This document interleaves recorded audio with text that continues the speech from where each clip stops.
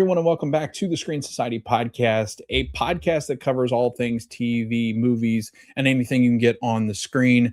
I'm your host, Logan, and today we are going to be talking about Star Wars heading into that universe as a new TV show is headed to Disney Plus on April 6th of 2026. That's right, just a couple of months away. We're getting a new Star Wars show, and it's centered around Darth Maul. It's called Maul Shadow Lord, and I can't wait to talk about this trailer, as it was a beautiful teaser into what we're going to be getting here in April. Another animated series that looks to be of the same ilk as Star Wars, Clone Wars, and Rebels, Bad Batch as well. So yeah, Star Wars doesn't really miss on these animated series. I'm really excited to see what we get with it and discuss this trailer in depth, because Disney has released quite a bit of information about what's going on in the trailer. So if you don't want to really be spoiled on that, we're first going to watch the Maul trailer. This is how the episode is going to be kind of breaking down. We're going to watch the Maul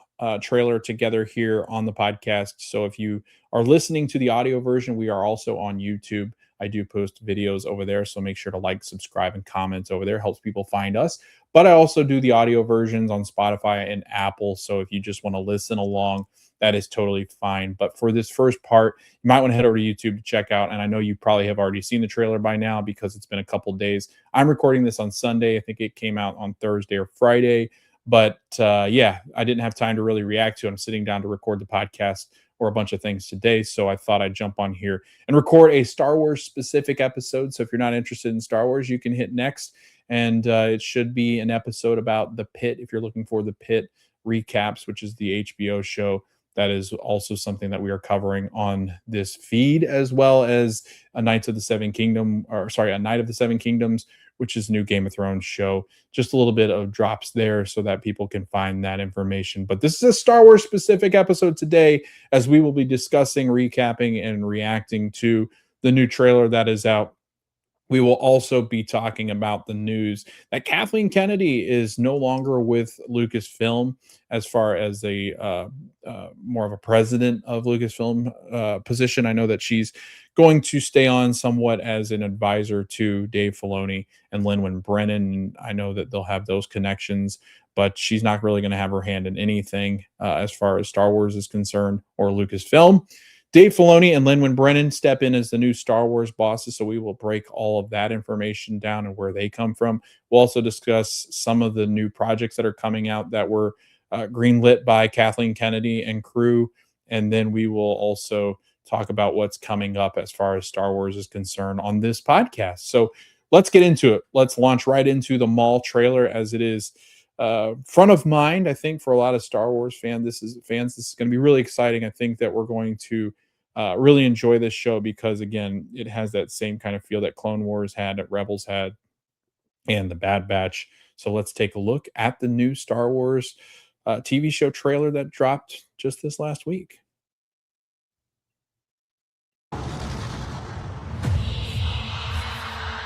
Times have changed. I will show you the galaxy for what it truly is. See things from a new perspective.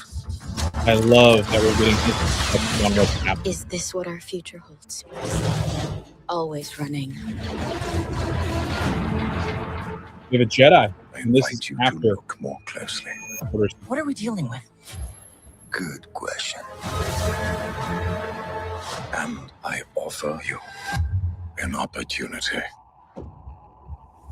April 6th. So cool. I love the single blade presenter. Maul.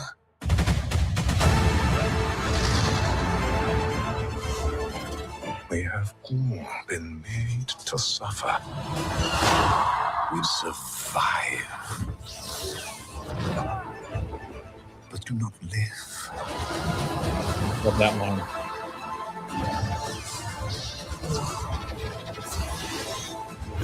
The Emperor wants you dead. Chains can be broken. Hang on! And empires be shattered.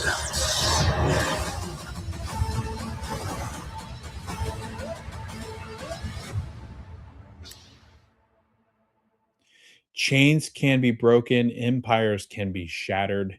And I got chills just thinking about that quote. I love the quote where he is talking about the fact that we are all made to survive and not live.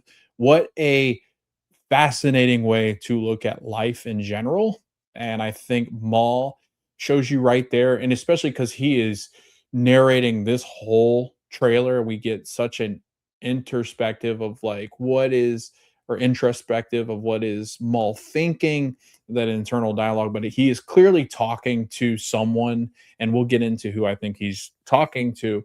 But again, I just feel like we're going to get such an interesting perspective from Maul and the show that we haven't quite gotten of Palpatine's era and his era of fear and reign of terror that he has on the galaxy, because this takes place after Order 66 is executed. So most of the Jedi are dead from what we know. There's a Jedi that shows up in the trailer. We'll talk about her. There is a Jedi named Obi-Wan that is still out there that we know of. And then there's obviously other ones that are force sensitive, but there are also, you've got the idea that other Jedi are still out there in hiding, waiting for the Empire to fall. But they don't see it as a very likely thing to happen. So jumping into this trailer right away and talk about the visuals, talk about the stunning aerial view of what we are going to, or where we are going to be headed in this show. And again, right away we get that dark, brooding, introspective from Darth Maul himself, talking about the need to change things, to give someone, something, a different perspective on what they're currently going through in this universe, because things have really gone downhill since uh since Palpatine has taken over, since the rule has changed over, and now we've got quite a story building up. And to get that perspective from Maul is interesting because unless you've watched Clone Wars or Rebels, you're really not quite sure as to what has happened with Maul. You assumed he was dead in Phantom Menace if you just watched the live action. Um, he is not. Spoiler alert. He is not dead. But leading up to what happens in A New Hope, we get a lot of background. I think it's supposed to take place about, like, this is supposed to run up to his run of like 10 years before A New Hope, I think is when he's a fish. Spoiler, he does die, and we assume that he does just because we don't see him in A New Hope and beyond. But or maybe he's just gone missing. I'm sorry if I spoiled that for you, but he is dead. And this show is leading up to his demise. But in that journey, he has a lot of interactions with different people, Obi-Wan included, who ends up being the one that takes him out again. Um, but yeah, he's just a fascinating character, and just reading through what Disney has released as far as where we pick up with the story, how things have changed, how the Empire has become what it is today. At least in this clip and in this show, it's what it's become today. And so much is happening, and I cannot wait to dive in deeper into what this means. So, if you've gotten to this point, again, I love everything in this trailer. Here comes a little bit of spoilers. So, if you're wanting to exit out or at least fast forward, you can do so to find the next timestamp of when we're going to be discussing about the Star Wars news, because we're going to get into what Disney has released and what the directors have released as far as information in regards to what this story is, and where we pick up with Darth Maul. So here we go. Sam Witwer is the iconic voice behind the villain in a Clone Wars. He's also the voice in behind Solo, a Star Wars story where Maul exists. And any of the Star Wars media that you hear is likely going to be Sam Witwer. It is not Ray Park that voices this character, but who is the person that played him in a Phantom Menace. He Sam is such a talented voice. I'm so excited that he has reprised his role, I guess you could say, in voicing Darth Maul, because he has such a unique carry to his voice. It's very raspy. It's got like that dark, sinister kind of conniving, evil, but very brilliant and intellectual. There's just so many facets of Maul that I think we're going to get into, even deeper than what we got with his upbringing and who he is, and with the Night Sisters and Night Brothers, and when he was raised. I think that we're going to get even more complexity out of a character that already has so many different layers that are trying to be peeled back in other shows and movies that we've seen him in. But welcome to Janix, I believe is how you pronounce the actual planet that you're going to be seeing. Sorry, cityscape that you're going to be seeing here. And you see it right away in that first scene where it cuts to them scaling down a building. And right away, and this is very intentional because we got confirmation from executive producer Matt Mishnovitz. I think that's how you say his last name. And director Brad Rao, that Maul is going to be 10 episodes. Sorry, we're going to go back to the 10 episodes over 5 weeks.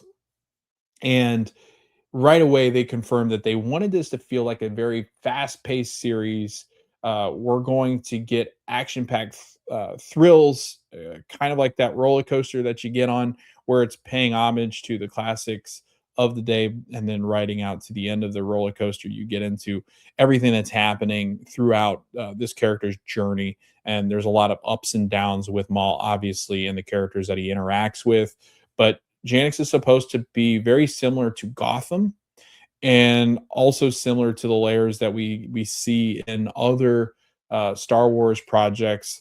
And it's supposed to be Empire ruled. It's got that dark feel to it, and I think they summed it up beautifully by just comparing it to Gotham, which is obviously a DC nod, but we'll ignore the fact that Disney is nodding towards their counterparts in DC. So, yeah, I think it's fascinating that that's where the direction and creativity came behind creating this landscape. So, right away, what this show is going to be, it's obviously a city built into the crater of a planet and untouched by the Empire, so it's kind of living in the shadows. So it's almost as if the Empire doesn't really know this exists, or if they do know it exists, it's to a darkness where even the Empire is kind of like, I don't really know if I want to go there. Um, which even adds more darkness and mystique to this new city that we're getting with Maul.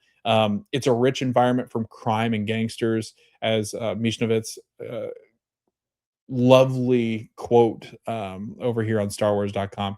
But it's far from being very peaceful, and a lot of different interest between these crime lords, between these gangsters, and the crime syndicates that are going to obviously exist. And Maul is going to be at the head of some of these, I think, or at least going against some of these crime syndicates that, I mean, Maul's going to be dealing with bad people, and he himself is not great, obviously, a Sith Lord. Um, it's not going to be a good mix, I don't think. And I just love some of the aspects of this trailer because there are nods to, I think, some things that are going to be happening. In addition to the crime syndicates and Maul's undoubtedly underhanded dealings on Janix, the series will incorporate the burgeoning on of the Empire in short years after Order 66. And you get an appearance from Marok, who first appeared in Ahsoka season 1, and the Inquisitorius, which are just setting up for fascinating conflicts, and I think some character arcs that we're going to get in this. Mishnovitz said the Empire is consolidating the galaxy from the core worlds out, and the Inquisitorius is stronger than ever. They're hunting Jedi. So the Inquisitors are going from city to city, planet to planet to try to figure out where the Jedi are, if they are hiding out there, or anybody that is using the Force. So including Darth Maul. So it's not just specific to goods, it's also the bads, because the Empire wants to know about it.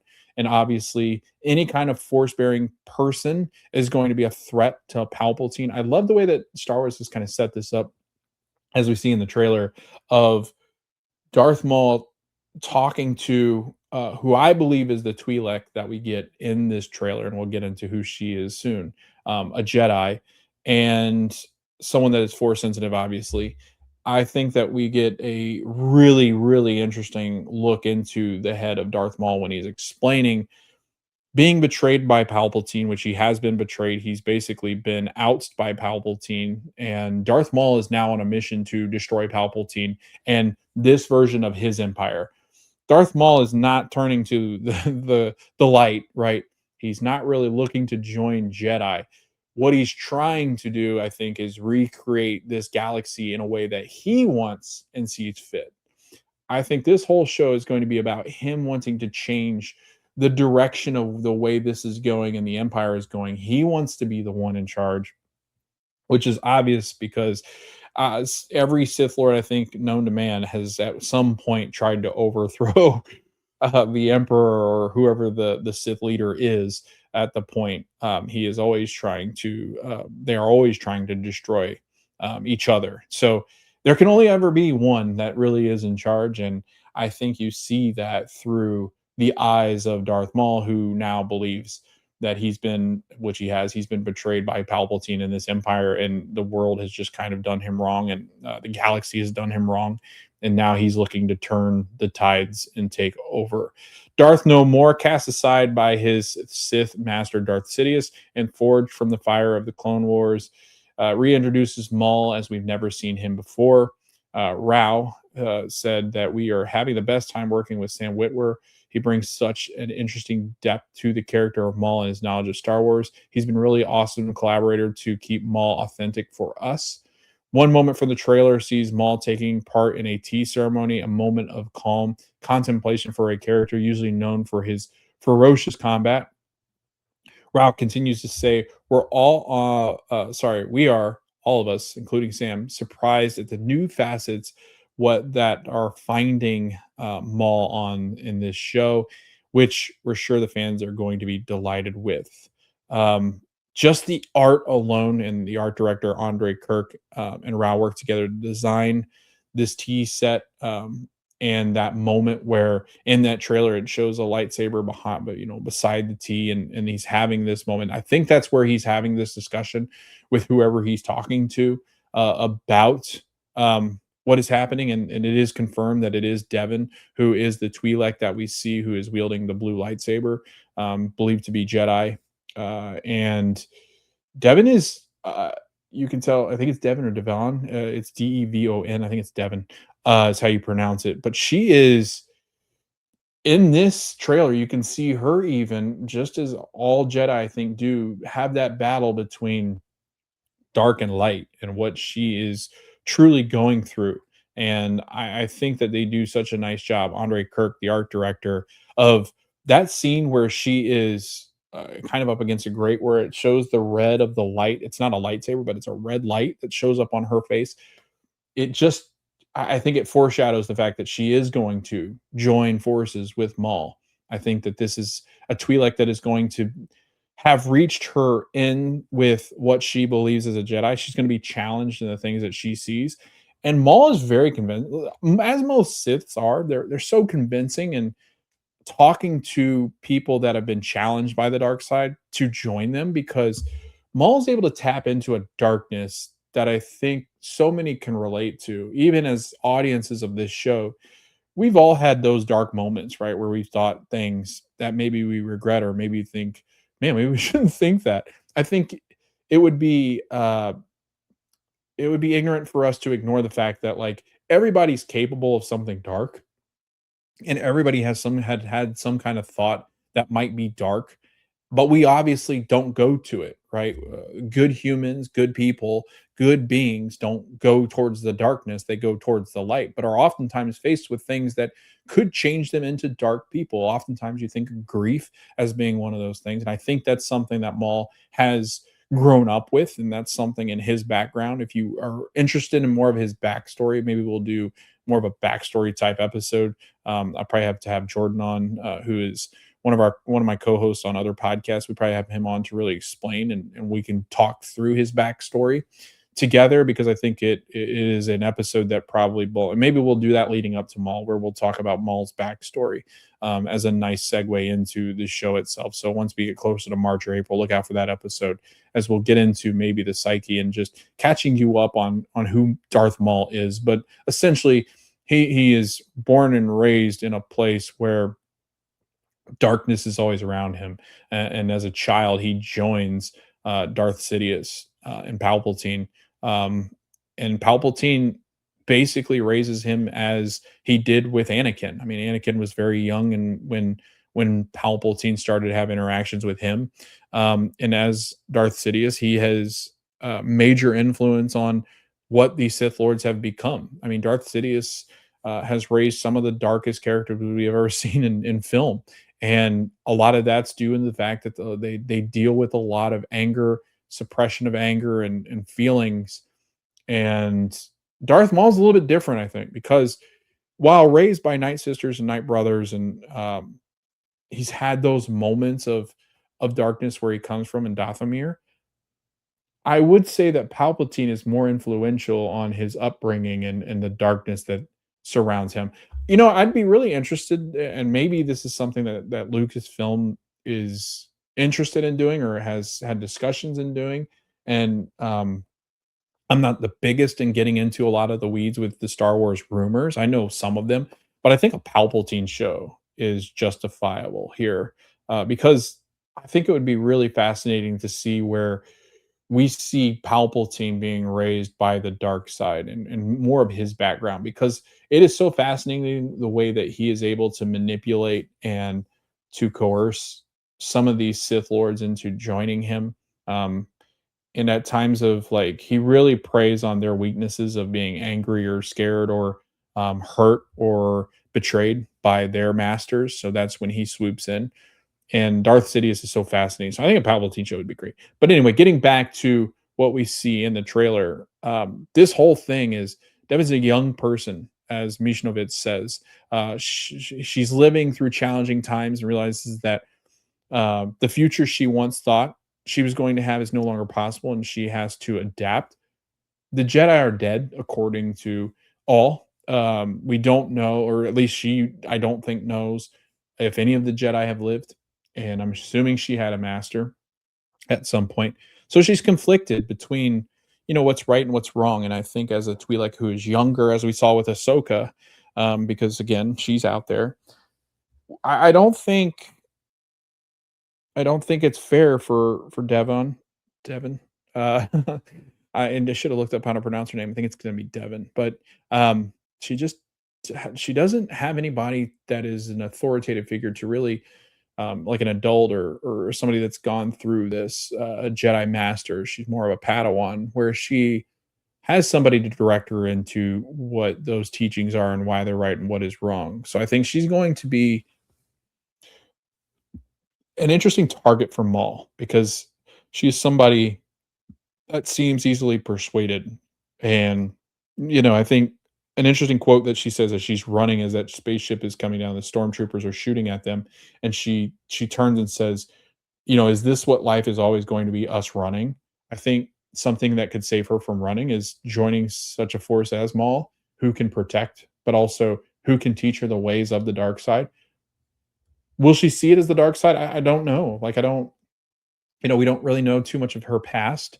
And, going into the show, is she going to be influenced quickly, or is she going to be more headstrong like Ahsoka, where she knows there's a difference between what's right and wrong? And Ahsoka is very strong in what she believes in, but it does seem like this Twi'lek is not uh, as mentally strong as Ahsoka is. I think she has not had quite the guidance that, which is wild, because Ahsoka is, her master is Anakin, but I think Anakin has enough good in him to where Ahsoka knows what's right and what's wrong. And when Ahsoka identifies that Anakin might be headed down a dark path, she quickly is able to identify that and say, hey, this isn't the right way that we do things. And I think because she's had ties, she's around Obi-Wan quite a bit, because Anakin still is around Obi-Wan quite a bit.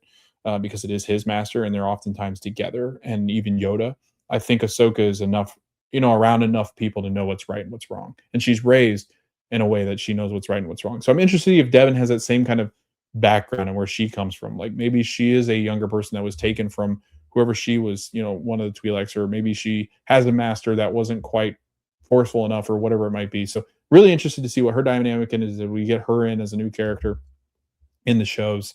But yeah, you can tell that she is not quite sure as to what she's supposed to think, and I think that's who Maul is talking to, obviously, in this trailer, because the director said so. But I think he's also alluding to other things that are happening, so it's not completely directed at her.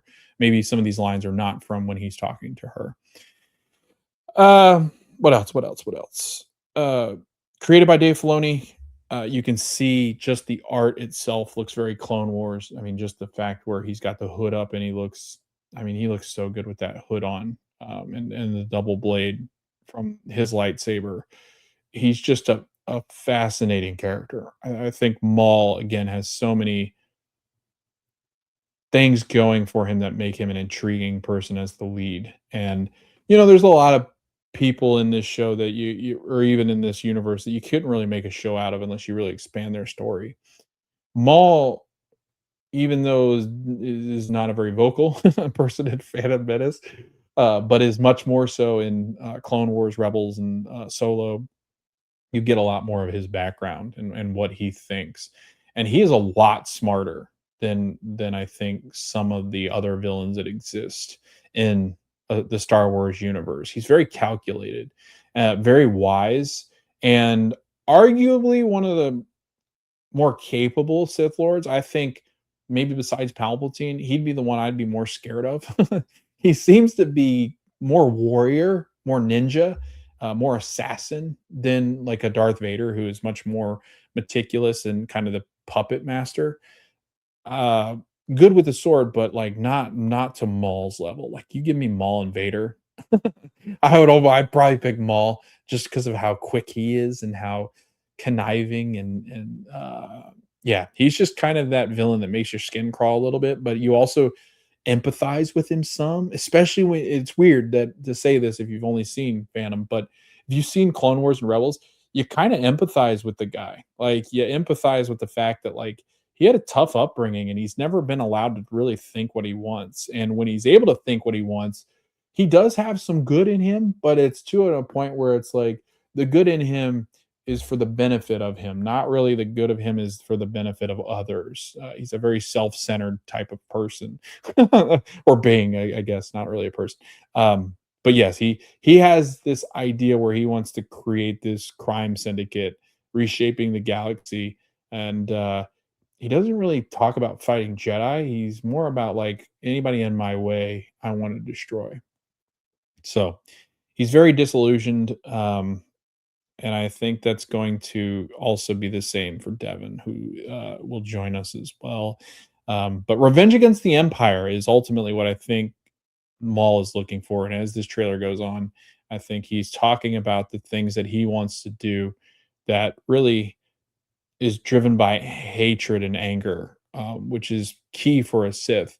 But I think now he's going to be able to channel that in a way that he was not quite able to with the direction of Palpatine.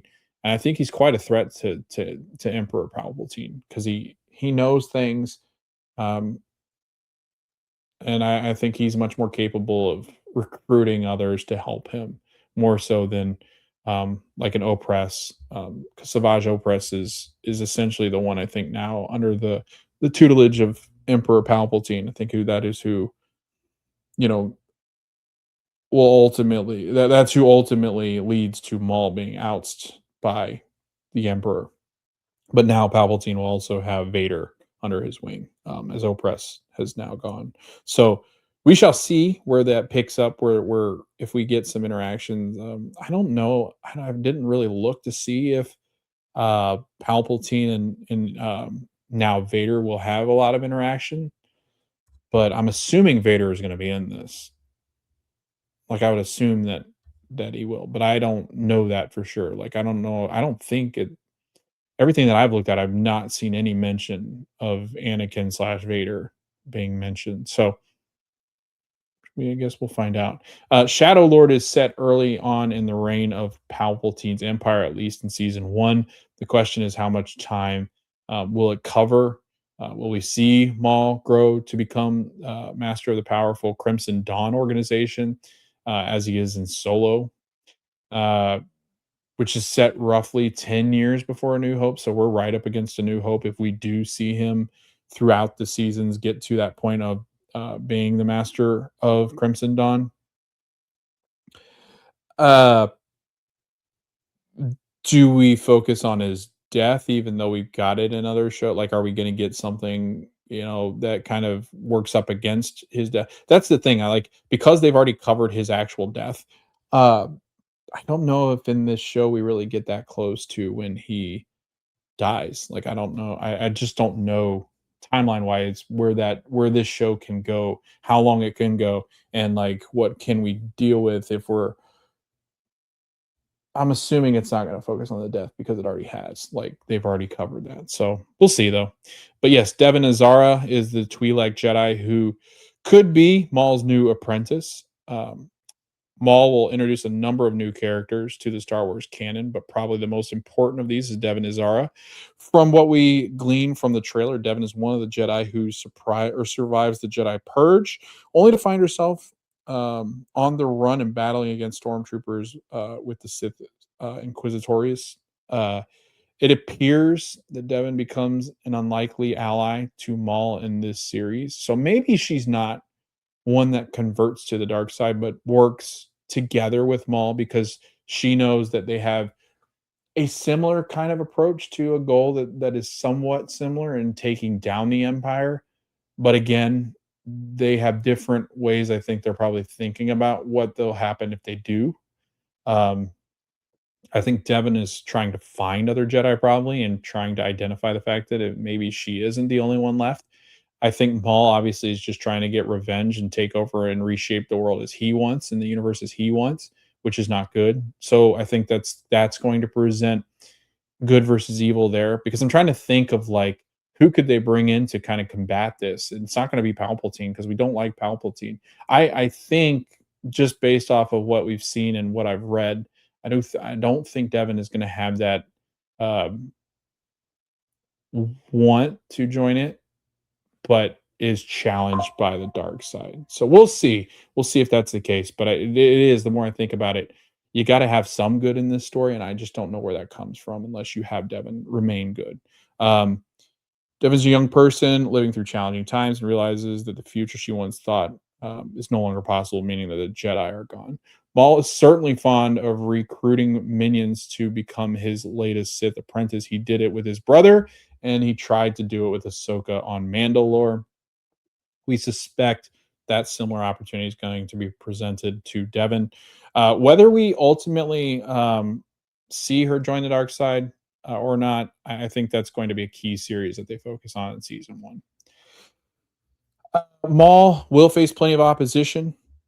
That was on the Star Wars website. It looks like one of his main antagonists is going to be a humble cop named Captain Brander Lawson. And Brander is a police detective on Janix who is familiar with the dark side, has managed to keep the peace in the chaotic early years of the Empire's rule on this in this city.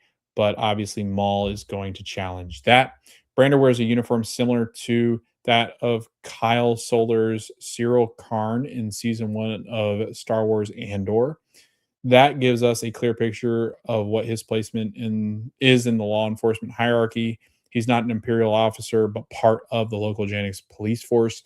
We suspect that as much as Brander and the Empire are aligned in their desire to see Maul brought to justice, he'll be butting heads with them as they start to assert more dominance in the Janix sector. Richard Ayoade is adding another Star Wars role to his repertoire with Shadow Lord, just as he voices the droid Q90 in The Mandalorian. Ayoade will play a different character called Two Boots in Shadow Lord. Two Boots is Brander Lawson's faithful partner and companion. He gets his name from, you guessed it, the unusual pair of boots he wears on the job. Um, Benjamin Percy said that this is a sci-fi story, but it's also a crime story. It's a story about cops, criminal syndicates, a neon-lit, shallow, alleyed city that hides from sins and secrets. I'm teamed up with the artist who's already a Star Wars veteran and legend, um, and that is Matibek Musabekov, whose art is gritty and grounded and perfectly matches the noir tone. So this is very like cop versus crime syndicate kind of story, which I mean, Andor is more political commentary. This feels much more cop story where it's going to be these cops that work with the Empire to police kind of a police state that has crime syndicates that are trying to also run their own operations, but the Empire is trying to snuff those out because the Empire is the Empire. They only want their dealings. And especially when they find out that Maul is the one doing this, the Emperor is not going to be thrilled. So I mean, this is really going to set up an interesting dynamic. I think this whole series, because again, I just think that um you're going to have a lot of back and forth between these characters. And um, with force sensitive people not being really around, I can't see anybody really challenging Maul. I think that the way that the Empire is going to need, unless the Emperor, steps in. So maybe that's where Devin really steps in, is to try to counteract some of the stuff that Maul is doing. The Empire, according to Mishnovitz, is consolidating the galaxy from the core worlds out, and the Inquisitorius is stronger than ever. They're hunting Jedi and Force users, doing all kinds of nasty work. The galaxy is large. The galaxy at large is sort of dealing with the slow rise of the Empire, and the different groups have different understandings of what the Empire is. The same thing goes with the Inquisitors. They're secret mercenaries that show up out of the darkness. Marak won't be the only Sith Inquisitor to appear in season one, which we saw him in the trailer. We also catch a glimpse of the 11th brother, a character who previously appeared in the anthology series Star Wars, Tales of the Jedi, and Tales of the Empire. We assume Clancy Brown will once again voice 11th brother. Like Marak, it appears that the 11th brother has been tasked with hunting down Maul. So all the Inquisitors are going to be tasked to hunt down Maul, and I'm assuming it's not going to go well for them. Just because I think Maul, obviously, this whole series is going to be centered around him. So I think that we're going to see all sorts of cool um, lightsaber battles with the Inquisitors. Um, do we get some flashbacks or maybe even a present interaction with some of the Night Sisters, Night Brothers? What does that look like? Do we get a visit to Dathomir from Maul? Because we oftentimes saw him return to Dathomir. Um, all that, I think, will be answered within the first season. But I think it's such a cool take. And we see that with Brander. We see that with the cops and trying to track down Maul. And at every point, it seems like Maul is going to be faced with somebody that is challenging him. It does seem like the Inquisitors and the cops and even each of the planets and cities have different ideas as to what the Empire should be. So that looks like it's going to raise some conflict. And I think in that too is that, and we've seen this where the Empire has holes as far as its authoritarian rule on different planets and stuff. I think that it is a slow and gradual rise of the Empire, but I also think that everybody gets power hungry when there's a power hungry person in charge. And it often seems that the topple of empires are because of greater, stronger forces becoming an empire of themselves.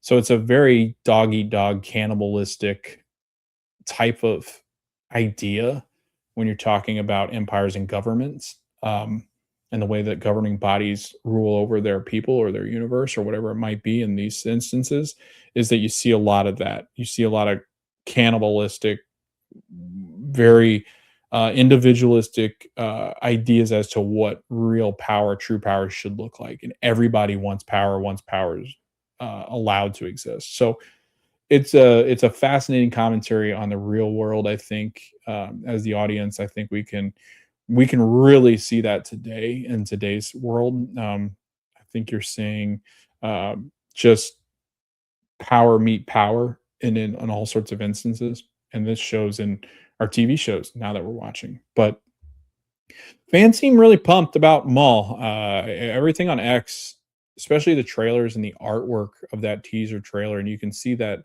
very visual here on the YouTube channel. I've got a picture of Maul up, and it's got the title card on it.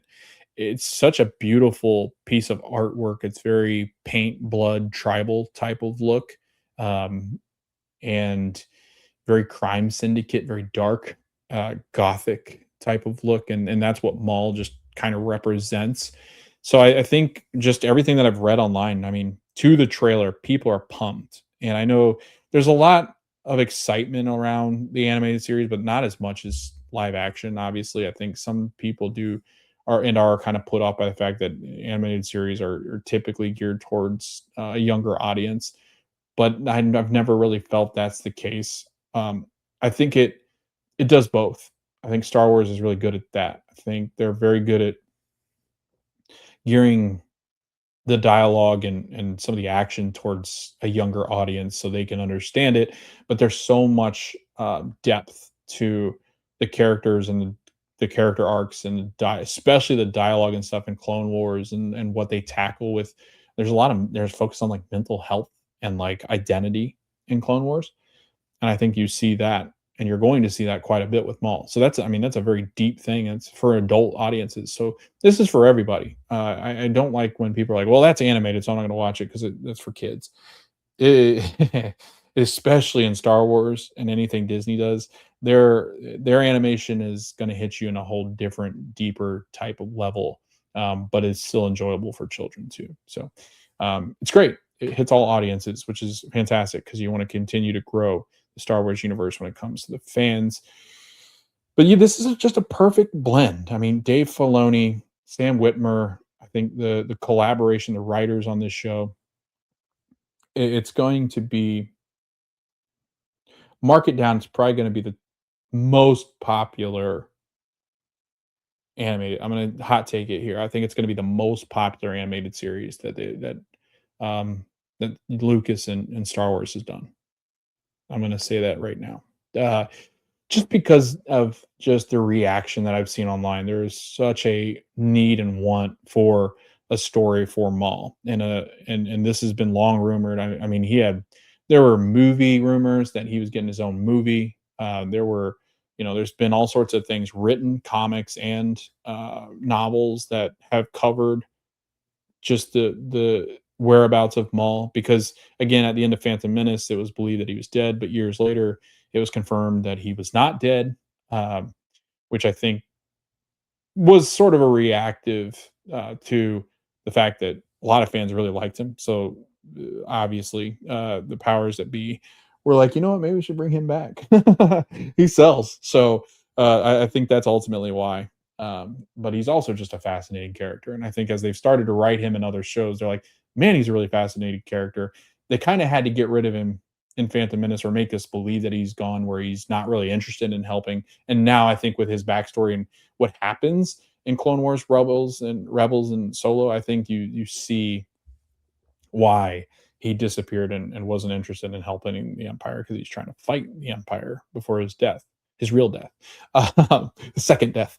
But yeah, I am so excited. I really hope that we get everything we want and more with this show.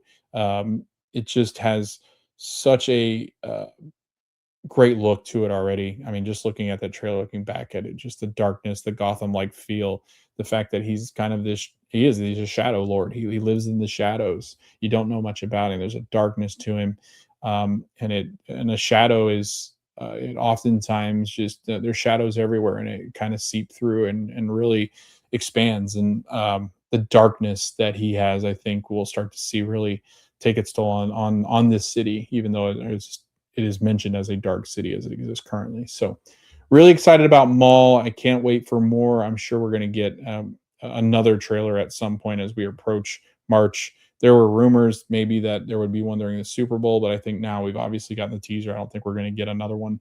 So I do believe that there is one more, if not two, coming as we approach April 6th when it is released.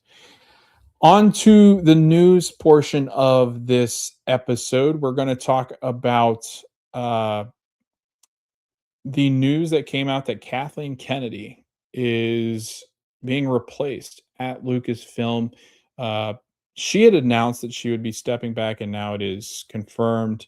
After 14 years of leading the studio, Kathleen Kennedy is indeed ending her reign. And this is from Empire. Jordan King wrote this. And to continue her work, Lucasfilm's current chief creative officer and George Lucas, Clone Wars protege Dave Filoni, will be stepping in as the company's new president alongside new co-president Lin Brennan. While this will be Kennedy's end at Lucasfilm, the veteran producer who oversaw big screen return from the sequel trilogy, ushered in the franchise's Disney Plus era, and helped get Indiana Jones: The Dial of Destiny over the line during her remarkable run at studio's head, isn't done with the galaxy far, far away just yet.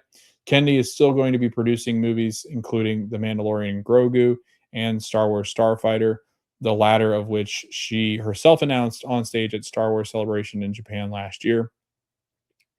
In a statement following the announcement, Kennedy reflected on her pride at having carried the Lucasfilm torch for her friend and collaborator George Lucas since he stepped back in 2012. She said, "When George Lucas asked me to take over Lucasfilm upon his retirement, I couldn't have imagined what lay ahead. It has been a true privilege to spend more than a decade alongside the extraordinary talent at Lucasfilm. Their creativity and dedication have been an inspiration, and I'm deeply proud of what we've accomplished together. I'm excited to see and continue developing films and television with both longtime collaborators and fresh voices that represent the future of storytelling. As one historic reign comes to an end, Filoni and Brennan, who've got their over 30 years of experience between them, are ready to get to work."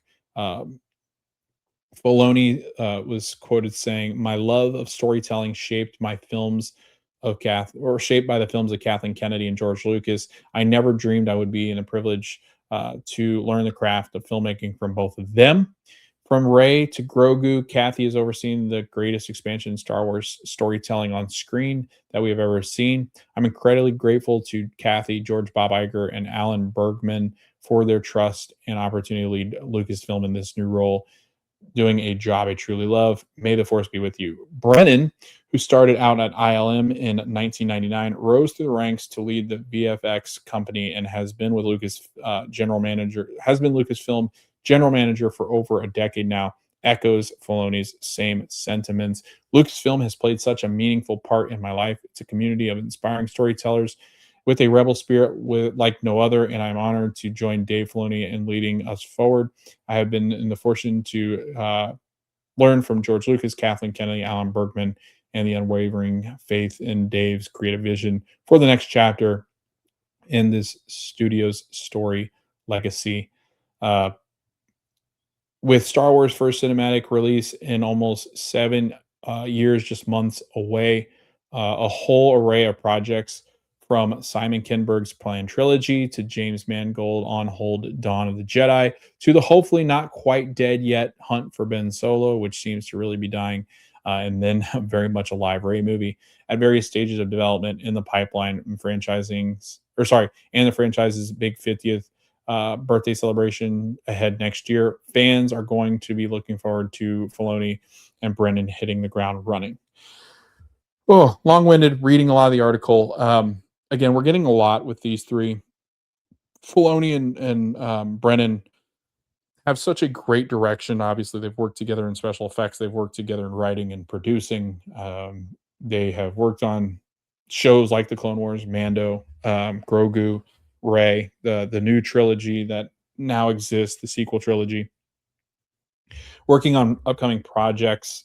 I think we really are ushering in a new era, and I think behind Filoni and behind Brennan, you get a much more collaborative experience because you have two different people. if they work well together, which they seem to do, they've worked together in the past and quite a bit, and have for a very long time underneath the direction of Lucas and Kathleen Kennedy. I truly believe, because of the things that Filoni has had his creative fingerprints on, and also the stuff that Brennan has also done with the special effects, and as the general manager of Lucasfilm, I think she's okayed really good stories. I think that their directors in behind other things have not quite been as strong, but I do think that now, with the way that Star Wars is going, um, with Filoni, I just love their storytelling ability. I love Dave's storytelling. Clone Wars has been a knockout of the park. Um, Everything he touches seems to turn to gold, and um, with these new projects, with the new directors, with the creatives that are working on these new things, I just think that we're set up so well for the future of Star Wars.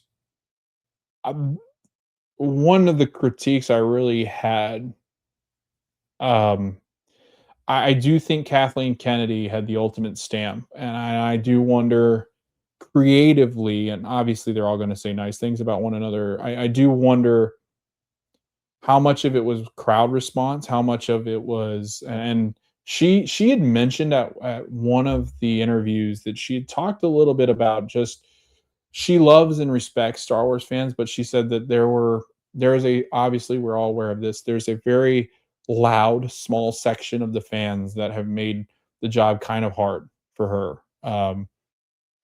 I think that's with everything. I mean, you see it all the time now. Prime example, like MCU going through the same type of thing. You also see it with Stranger Things. You see it with Harry Potter. Any big franchise, you're going to have issues. Game of Thrones, like fans, I think there's become this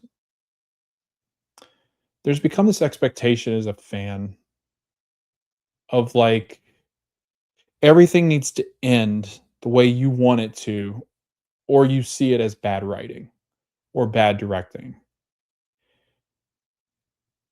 I just It is so hard to enjoy anything that is a story unless you're the one creating it, because of the ending of things, and like there's just become this focus on like everything needs to end the way I want it to or it's bad, which has never been the case in storytelling. I don't understand where this has all come from. I think maybe a lot of it has to do with the fact that like a lot of people are now on algorithms, and I think TikTok is a big thing to blame here, of like you're only seeing things that you want to see because the algorithm. Like you're not seeing many opposing views because your algorithm is curated off of content you consume. And if you're consuming like I don't like this, so you're listening to a minute video of like why a person doesn't like something, or you're listening to like a conformity gate type of thing, or like why people hated Game of Thrones. If you're constantly listening to those videos, the other side is now pushed out of your algorithm. So now you're only hearing it in a vacuum. And I think there's a lot more of that now, because I think you do have a lot of influencers, you have a lot of podcasts, you have a lot of people like myself that are like doing these things like podcasting and critiquing different episodes and presenting cases as to why they don't like things. But I think they hit such a viral wave that I think it carries throughout it ripples throughout a fan base, because I've noticed myself that an initial reaction to something is typically positive until you start to see other people go, well, I didn't really like that. And then you're starting to go, wait, did I like that? So you're challenging yourself. And I think that's where we really gotten into a dangerous spot with creativity. It's chased a lot of people away. I mean, a lot of the Game of Thrones cast, a lot of the Star Wars cast, they're like, I don't want to do those movies or shows anymore. Like the creatives, I don't want to do this anymore because everything I create is such met with such visceral that I don't like being threatened. I don't like people coming after things that I've worked years on that I thought most people would enjoy, and now they're just tearing it apart as if it's the worst thing they've ever seen. And I think we're in such a dangerous spot creatively. Sorry, can't talk today.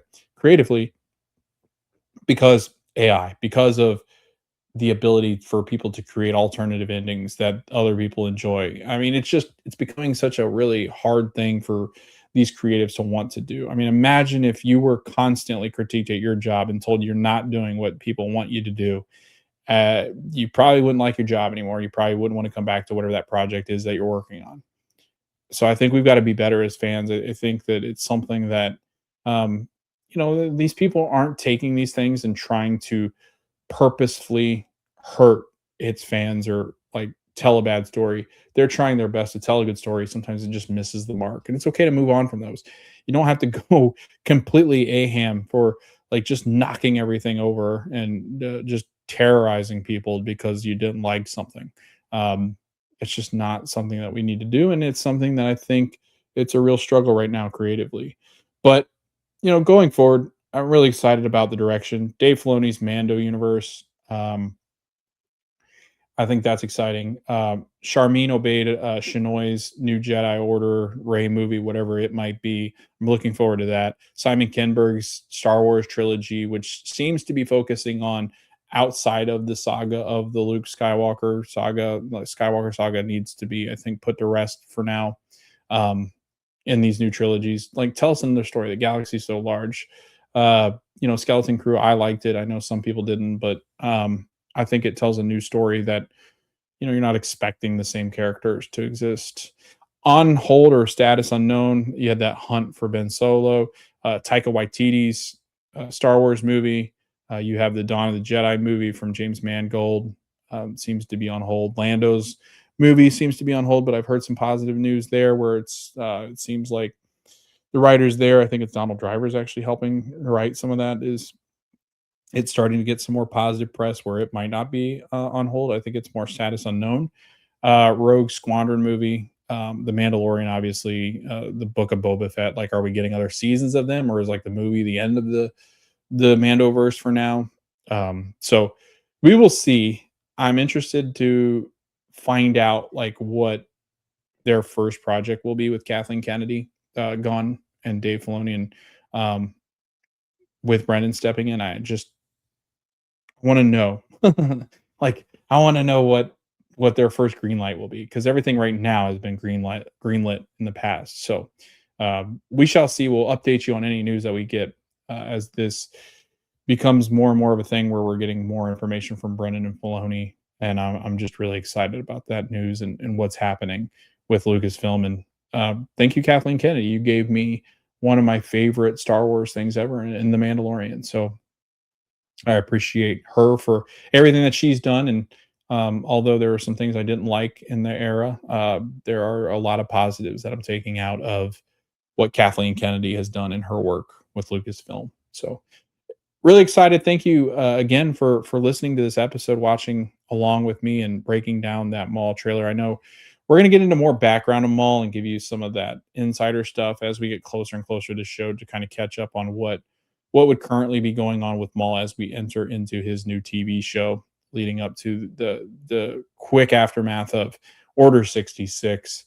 So we'll do an episode probably when we get to March with Jordan to really break down what's happening and the lead up into watching what I think will be one of the, like I said, one of the best shows to exist in the Star Wars universe, but I think will top the animated series, which is to say a lot because Bad Batch, Rebels, and Clone Wars have such a huge following and like. So thank you again for listening, watching. You can head over to YouTube, find us at the Screen Society Podcast or on YouTube or anywhere you find your podcast on the audio side of things. Like, subscribe, comment, review. It helps people find us and grow the community.